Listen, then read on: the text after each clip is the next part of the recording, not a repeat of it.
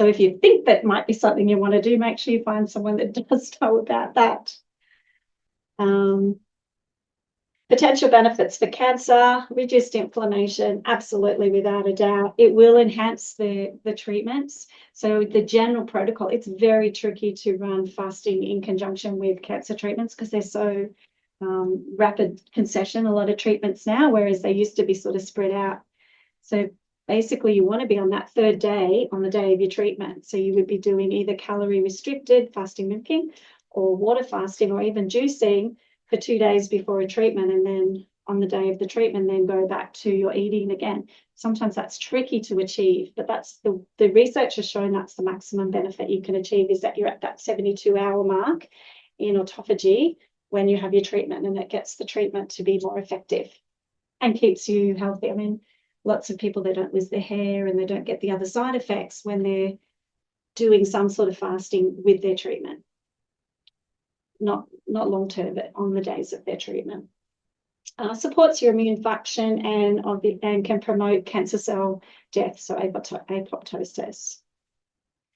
So how do you choose the right fast? Is anyone like excited about fasting, or is everybody's like, no, I love my food, I love my food? There's so many fasting retreats. If you Google, it's like all over the world, you can go and do fasting retreats. It's very, very popular. But who's running them? Your guess is as good as mine. You've really got to do your research on that. Expensive. And they're really expensive. People say, how can I be paying, $5,000 for a week? They're not even feeding me. That's right. But they've usually got yoga instructors in there and, a whole heap of different therapies that you're doing at the same time. You're not just laying around doing nothing all day. They keep you really busy with breath work and mindfulness and education and things like that. So if you've got low body weight, for example, I wouldn't want you to be fasting immediately, but a type of fast that would support that could be a juice fast, where you're going to get loads of calories, but you're still going to give your digestive system a break. So that might be more suitable to somebody that's got very low body weight. The cancers where they have cachexia, where you have that weight loss all the time, that's you can't help, they're definitely not going to fast you because you're already losing weight. So we would be doing something more nutritionally based to support your other treatments during those circumstances. High fruit juices might not be suitable for people that are diabetic or even some cancer patients because it's a high sugar content, even though another whole episode on glucose versus fructose, but it might not be suitable for some people. It's going to lift up. It can definitely interfere with medications. So I water fast anybody if they're on medications. First, you have to go see your doctor and reduce and get off your medications because it just impacts too much. And a lot of them say you've got to have your medications on with some food or, a glass of milk or things like that. We don't want you being sick, taking medications, putting toxic things into your body whilst you're fasting. So there's certain times where it's just, no, we're not going there. Let's do something different.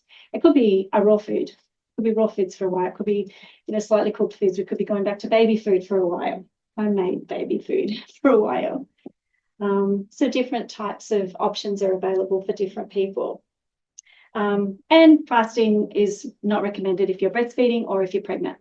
Obviously, because fasting puts you into that detoxification state. We don't want the baby to be taking up any of those toxins. So just eat and eat and eat when you're pregnant and you're breastfeeding. That's what I did. So what happens when you fast? So for the first 2 days, you're hungry, a little bit irritated, probably call it hangry, a little bit irritated. Your metabolic rate is starting to slow down. All that chemical activity is starting to slow down because you're trying to conserve energy. The body's going, hey, where's the food? I haven't got any energy. It starts to take glycogen from the muscles and converts that to fat. That's when we go into what we call autolysis. So you've heard of autolysis, where it's the byproduct of taking fat, breaking down fats for energy from your body. Your heart rate will slow down, your blood pressure will reduce, like I said, and you may start to feel weak and tired. This is when people say to me, I don't want to do it anymore. And you've got to really keep them motivated to keep going. When we hit that 3-day mark, that's when the magic starts to happen within. You don't necessarily feel the magic, you just feel crap. Or you're really missing food, because don't forget also, we're emotionally attached to food. We love our food. We love our drinks and things like that. So sometimes when we're feeling flat or we're missing something emotionally, that's what we go for, isn't it? And it might not even be the chocolate bar or the chips. It could just be something healthy still, but we use food for options as well. But inside and internally, we're actually going into this autophagy where the body's starting to take old proteins and old cells, like the broken bone, and break them down and rebuild them up into really healthy cells. So people start to be more youthful. Some people just want to look amazingly young, and that might be why they fast. So this is what's happening. What's happening in your body is your breath smells disgusting. Your tongue gets coated in white.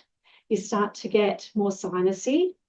And this is because the body is expelling through the mouth. We have 4 organs of elimination. So we sweat, perspiration, we breathe out carbon dioxide, and other cellular wastes come out as well. And then we're weeing and we're pooping. So there are 4 main areas. So if your body is in high detox mode, which it kicks in around the 3-day mark, all of that's happening. And everything smells revolting because it's dead and it's old and it's sick and it's toxic and it's coming out. So it's not bad. It's not a bad thing. It's just brush your teeth a bit more often, have more showers. Just make sure your hygiene levels are up. Change your clothes a bit more often. We don't want to be sitting around in clothes that have got waste products. We want them gone and in the washing and fresh clothes on. Change bed sheets more often. So this is the body doing its clean out. It's like when you clean out the shed. It gets worse before it gets better. Or the Tupperware cupboard. It gets worse before it gets better when you start cleaning it out. It's the same with the body. And your skin could break out. You're producing a lot of ketones as well. And that's what people are often measuring is their ketone levels so that they know that they're in ketosis. And then you start to get this appetite suppression, which means you're not hungry anymore. You're like, oh, that's good. That's over and done with. That makes it a little bit easier for fasting when you're not hungry anymore. If you're fasting for an extended time, like 40 days or something, and you're not hungry, there's a problem. But in the 3 to 10 day mark, if you're not hungry, this is good. This is the body saying, it's all right, I don't need the food. I've got some cleaning up to do. And it's actually quite healthy. But as I said, we're watching for signs that you're not supposed to be still doing that as well. The digestive system's having a rest. Organ repair is happening. The lymphatic system will occasionally dump a whole heap of mucoid waste out through your nose and your sinuses, and then it won't the next day, and then it might the next day. This is the lymphatic system dumping off, and we all know how important the lymphatic system is to keep functioning and cleaning out in our body. And the colon is also repairing, and it gives the colon, very important to have enemas or colonics during this time because it really assists the process. Anything that assists the process, saunas, hot and cold therapy, anything that assists any of those evacuation methods is fabulous. But the colon actually starts to soften and allow some of that built up mucoid that's stuck in the colon to come away, which is great on the intestinal lining. When you are a week in, you start to get more energetic, a bit clear-minded, you feel amazing, you're like, I'm going to do this forever. Old injuries start to become a bit irritated and then they will heal properly. You may get, especially if you're standing a lot, sore and puffy legs because everything's going to go down and you're going to get that. So it's important to keep moving as well. Get a foot massage or a lymphatic massage if you need to as well. And the lymphocytes are secreting substances that help all those old damaged cells to break up and dissipate and be taken out of the body, which is so massive, so amazing. And this is where you're in optimum healing efficiency when you're fasting, is just in this second sort of 7 to 10 day mark. Then if you're going to continue on into week 3 and week 4, your body's adapted to fasting. It's become very efficient at doing what it needs to do. You're going to have days where you feel revolting and toxic and tired and lethargic, and you're going to have days where you've got lots of energy. It's just the way the body sort of does its healing in waves. You've got maximum capacity of proliferation of damaged cells, and the body's actually at homeostasis, believe it or not. So that's what we're always trying to achieve. That's what the body's always trying to achieve. So your pH levels should be in balance. Everything should really be in balance. Again, don't go out and fast just because it all sounds wonderful and the body's perfect. It's not, this is what the body's biochemistry is doing in a lot of states. And then you start to get the ability to move around and have energy. And that's when you say, hey, it might be time for me to stop fasting now. My body's feeling good. I'm going to start introducing food. The key is how we do that. Most people are fantastic at fasting, and then they go to eat and they just start out eating again. Way too much, way too soon. It overloads the digestive system, which is a little out of practice. And they feel full and then they feel sick, or they just start to put weight back on and toxicity back on. It's really key to be slow with this. So if you've been water fasting for, say, 3 to 5 days, we want to introduce firstly some juices. And if you've been water fasting for longer, we might be using diluted juices. We're really slowly bringing back in the foods so that we're used to, so that our body gets adapted to it. And also we know what's going to play up and have a good effect and bad effect on. It's like when you're introducing foods to a baby and you're kind of monitoring. So we start off with fruits, juices and veggies, veggie juices, broths. Broths an amazing food, for want of a better thing, to introduce minerals back into the body and nutrition back into the body. And you might have some raw fruits, even tomato and avocado are beautiful fruits to start to include in there, but small amounts, more regularly through the day. Because we remember we're rebuilding now. We're rebuilding our body, and we're doing that in a stage. So at the next stage, you would introduce, things like yogurt and sauerkraut, miso, all those probiotic foods, because we want to really build up our healthy gut bacteria again. Kefir, things like that. Green vegetables, you might need to lightly steam them. You can have them raw, but you might find that you go better if you've broken down some of those enzymes that are surrounding them. You would make up salad dressings just out of lemon and salt and maybe some avocado massaged in. So we're not putting oils and things like that are going to be really heavy and dense. We're moving slowly in. And then the third stage, you're coming into having, more your grains. You eat grains, beans, lentils, nuts, eggs, things like that. So that's when you can start to introduce them in. So there's a bit of a time frame, and it depends on how long you've been fasting as to how long this time frame is as well. So if someone's been fasting for 3 weeks, so that's the longest I fast with anybody for, they got at least 3 weeks, at least, till they're up to this eating grains thing. So it's not just a short-term lifestyle thing. This line has a whole heap of cancer research stuff on it. And that's really the end of my talk. So I'm open to questions. I could see lots of people going, oh my God. And not agreeing or agreeing with what I've got to say. So hit me. Just quickly, Karen, on the fasting, coming down from fasting, I can only support what you say about doing it slowly, because having come down off a 5-day water fast and go to the tavern in Budrum and have a big meal was really made really detrimental. Really detrimental. The body doesn't know what to do with it. The body just did not like it. And Budrum Tavern has this avocado salad, which for most of us, it's not perfect. It's pub food. But for most of us, we can tolerate that really well. On the back of a 5-day water fast, no way. No way. I usually will recommend as many days on juice as you just did on water.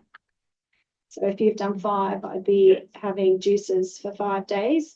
And it's also really important to have enough. So you imagine what you're eating in a day. This morning I had watermelon, very high content of water, cucumbers are, examples of high content water. That's hydrating you through the day. If you're not having those foods that are hydrating, then your water content's got to be up. So if you're normally having, say, 3 liters of water a day, and you're not having any of these other foods that have a high water content, you might need to be having 5 liters of water a day. It's really important that you're water feasting.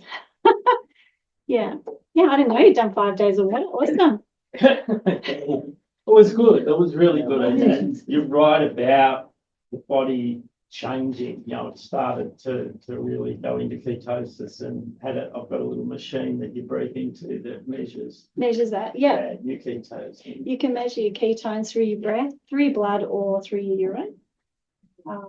But ketones will change on a daily basis depending on where your body's at. Like I said, we flow. It's not just we're up here and we're going along. So they will change. It's not always a good measure. You can still be in ketosis and have low ketone levels, and then the next day they may rise again. Sorry, it is moving on to ketosis. It is fasting the trigger to get you into ketosis, or is there other ways to get you into ketosis? The body does produce ketones anyway, but it's just one of the fastest ways to get you into producing ketones. Yeah. Right. Yeah. Any kind of fasting diet. So it might even be fasting mimicking diet or time restricted eating will get you to do that. And what are ketones? Ketones are the byproduct of our bodies breaking down fat for energy for us. So when we're not having food, we go, oh, our body goes, oh, where can I get some energy from my brain, from my body? And it will take fat, break it down, and ketones are the energy that's the product of that. Yeah. I wrote myself a couple of notes in case I forgot. Yeah. So your brain doesn't miss out on the oils that you need every day. Body is because amazing. of the ketones coming out, and the nerves and the nerve endings. The body, it's like when you're going to do a renovation and you want to repurpose the windows in your new place, or you want to collect some of the stuff. The body's amazing at taking it and recycling it to something else.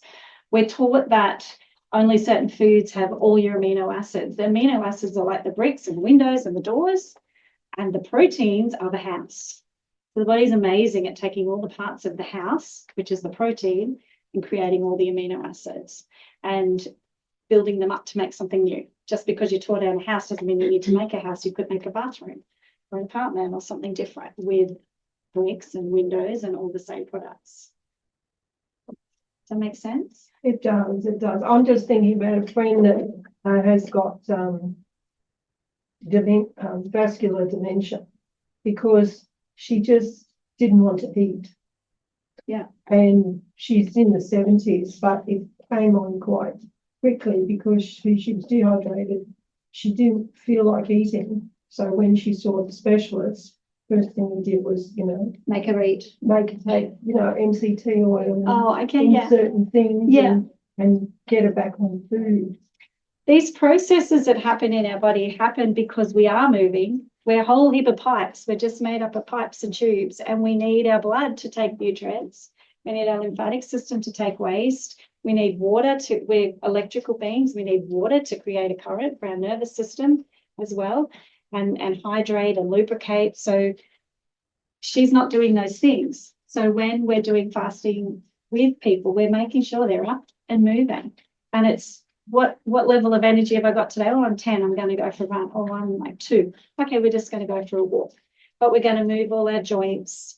We're going to make sure that we get everything functioning and flowing. We'll be, doing a lot of things to make sure that everything's still working in our system like it needs to be. Would lymphocyzing while fasting be good or bad for your body? Good. Really good. Yeah, absolutely. Yeah. Swimming, definitely the lymphocyzer. It's how easy is it to get a little trampoline and bounce on? Yeah, absolutely. Drinking water, lymphocyzing, saunas are fantastic because they're encouraging. We don't need them here. At the moment, it's so hot, we don't need them. But, anything that will encourage you to sweat and to urinate, poop. That's why colonics and enemas are really important. And most cancer, if you go to natural cancer places, they're all lining you up for enemas every day as well. They're just helping you get rid of all the waste. And lymphocyzing is what helps the lymphatic system. It doesn't have a pump.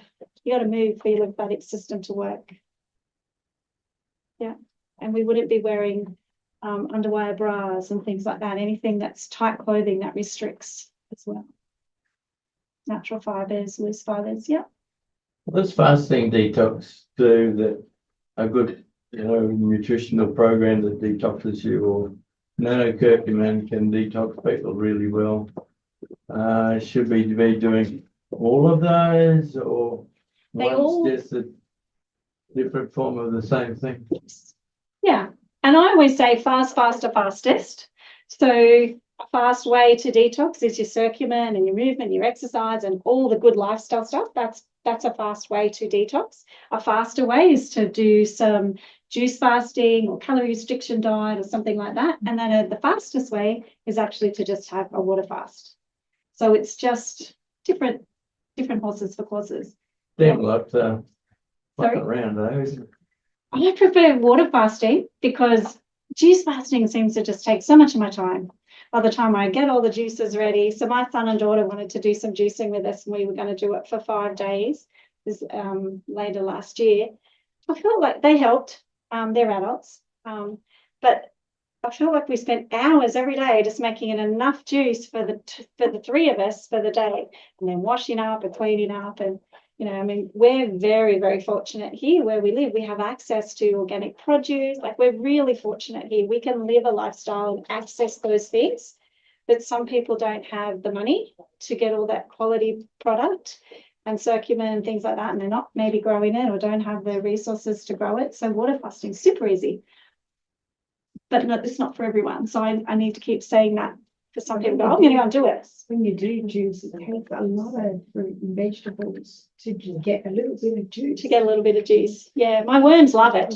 My worms love it when I juice. Some people separate the different fruits and veggies as well and make carrot cakes later and things like that out of it, and rissoles and things like that. My worms just have a feast when I juice. But you're right, it's very, very expensive. I usually go to the markets and get boxes of apples and boxes of oranges and boxes of beetroot and things like that when I'm juicing. Luckily, I grow things like celery and, so I can pick those. There's a lady on the Sunshine Coast that's got a home business, and she's a nutritionist, and she can take on so many people at a time, and it's all organic and it's juiced and delivered to your door. Yes, I have recommended her to a few people It is as well. more Yeah. expensive, but it takes. If you're time poor, If you're time poor, and plus if you feel like crap when you know. Yes, and you say you don't want to be juicing. Yeah. And some people find they've got families to feed. I often will have mums say, I've just told my husband he's in charge of cooking this week. He's in charge of school lunches and all of the things. I don't want to be cooking, and other people have no problem with cooking for other people, cooking for their family because they're not hungry or they feel amazing and they're at that good spot. Yeah. Curcumin can basically detox you pretty well within a month. It's just 10 drops twice a day. It'll drop your liver function tests that are abnormal. The fatty liver disappears that quickly. And it costs like 2 bowls would be $40 each, with $80 without all that drama. Well, then do it. I don't know, because I would think that the body's got to be functioning in a way to absorb the curcumin and use the Well, if you curcumin. nano curcumin, puts it in a nano, Yes, the technology, yeah. the absorption goes from something like 3% to 90%. Yeah. And you absorb a massive amount of it. So you would still need to be drinking water, and you'd still need to be exercising. Everybody should be doing that anyway. Yeah, yeah, well, that's right, but a lot of people don't. So sometimes what they need is something to change. Yeah, and like I said, there's treatments for everybody. Some people just want to take the drops of something and hope that works, and other people want to put more investment in. The other benefit of fasting is it really does clear your brain. Like you're not burying anything or emotions. Emotions will come up, and they could be anger, and it could be sadness, it could be a whole host of things, jealousy, all sorts of things come up, memories come back. So we need to deal with those as well. So it's really important to have someone there that can help you to work through that as well. I'm not saying that's a bad idea, what you're suggesting. I don't know about that. I've read about things like that, but this is what I do. So I'll just stay in my lane. Oh, and a good lane it is too. Thank you. Yes. Beautiful. Beautiful. Good. Thanks, Karen. Everyone put your hands together for Karen.